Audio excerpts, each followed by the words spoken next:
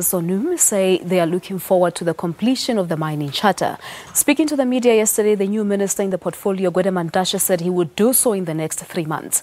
The delay has been due to a contention among stakeholders in the industry, with some saying there wasn't proper consultation. Joining us now to take this discussion further is the Deputy President of the National Union of Mine Workers, Joseph Montisetse. Dr. Montisetse, good morning to you. Thank you so much for coming through. Yeah, good morning. Now, your reaction to the cabinet reshuffle, Gwede Mantashe, now the new Minister of Mineral Resources, you must be excited because this is someone who started with this very same union. Okay, no, thank you very much. We are excited because we know that Gwede Mantashe knows the mines. He never just became a General Secretary of NUM. He's a mine worker. He started mining in the Northern Cape and he came to Mpumalanga working in the coal mines.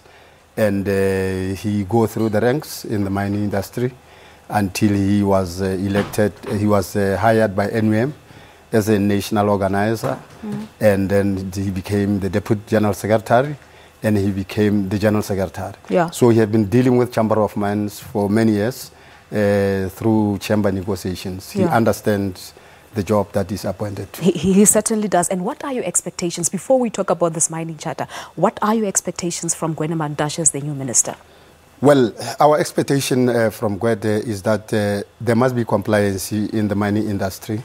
We have seen a lot of accident that has been happening, especially at Sibanye. And the most disturbing thing about Sibanye, when we speak about compliance, the people spend more than 10 hours underground in the Free State, and the only thing there, it was that there's no generator that can be able to assist the cash to take people from underground. So how do you run the mine when you don't have such equipment? People were supposed to die, but there's no compliance totally. There are a lot of accidents, even at Kloof, a mine worker has died. Every day mine workers are dying. And we don't see any action from the government in terms of putting pressure from the employers to comply with mine health and safety. All right, so the issue of compliance and safety are your main concerns. That's what we expect. Yeah. Yes. But in terms of the mining charter, we heard Minister Mantashe yesterday saying that he wants the mining charter agreement to be complete in 3 months. Are you satisfied with that? Yeah, we are satisfied with the action of mining charter to be completed because there are a lot of things which should be fulfilled. Remember, this mining charter is the one that intended to transform the industry. We have been pushing the industry, especially on the issue of the historically disadvantaged people to be appointed in strategic positions. We seem to be making strides on that. We have some of the CEOs, general managers, but it is not enough. Again, the mining charter has this clause where women should be hired. Some companies have been complied, at least on hiring of women, but we are not satisfied even there. But the most critical issue in the mining charter that we think it is lacking is the issue of shareholding scheme.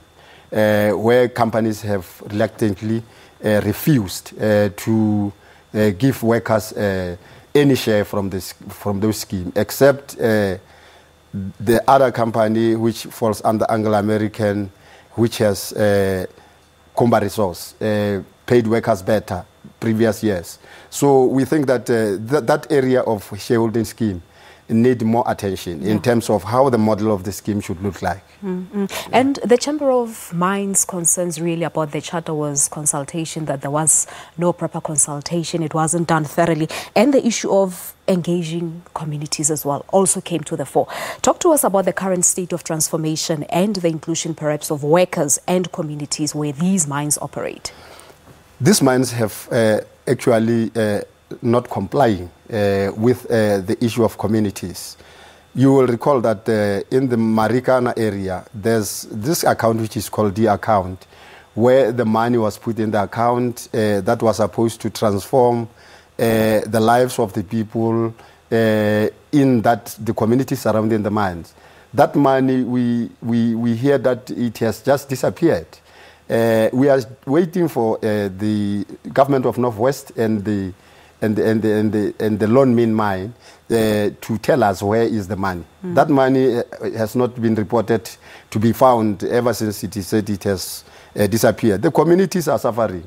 The problem is that the mining companies, whenever there's a procurement whereby the suppliers, they go all their way to go and take suppliers from Johannesburg, from Cape Town, and they take the companies that are owned by white people, while the communities are there that they are supposed to be procured to come and supply in the mine. So the issue of transformation is still a major challenge as well. They are rejecting to transform the industry. Now, we know that mine workers and some of your members recently went on a strike at one of the Gupta-owned mines, Optimum to be specific. What's the current situation? Were they eventually paid?